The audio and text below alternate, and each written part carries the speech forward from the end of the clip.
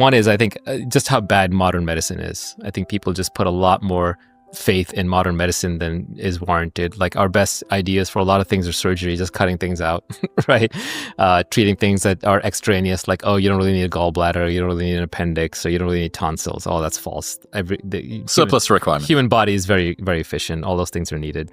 So I think the state of modern medicine is still pretty bad. We don't have many good explanatory theories in biology.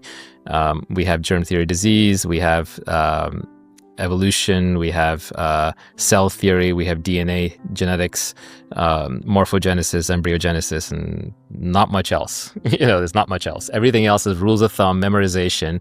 A affects B because affects C affects D, but we don't understand the underlying explanation. It's all just words pointing to words pointing to words. So biology is still in a very sorry state, and because we are not allowed to take risk that might kill people, we just don't experiment enough in biology. So a lot of treatments are just outright banned by large regulatory bodies. So we just don't have the innovation.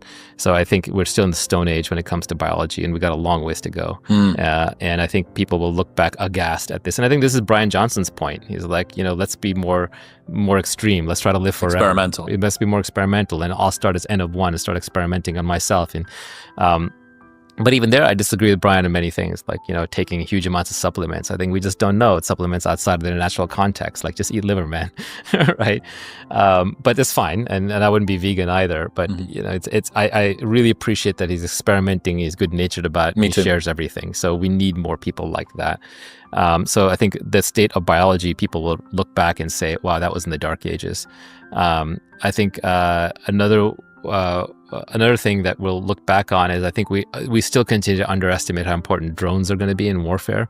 The future of all warfare is drones. There will be nothing else on the battlefield, because I think of the end state of drones as autonomous bullets, not even guided, autonomous, like they're self-directed. And so if that's the future we're headed towards, and it is dystopian. Why would you have an armed force that's... There's going to be there's going to be no aircraft carriers, there's going to be no tanks, there's going to be no infantrymen. There's just going to be autonomous bullets. By autonomous bullets against your autonomous bullets, whichever ones win, the other side just surrenders because it's over.